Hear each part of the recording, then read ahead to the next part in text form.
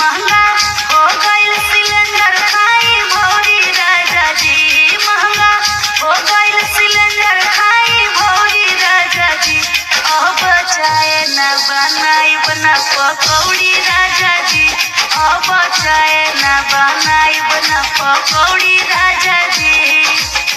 महंगा तो महंगा लेकिन मिले ना बाजार में, लाइन लगा के लोग खड़ा बा कतार में। महंगा तो महंगा लेकिन मिले ना बाजार में, लाइन लगा के लोग खड़ा बा कतार में। सिलेंडर खातिर करे पड़े दौड़ा दौड़ी राजा जी, सिलेंडर खातिर करे पड़े दौड़ा दौड़ी राजा जी। अब चाय ना बनाइब ना पकौड़ी राजा जी, अब चाय ना बना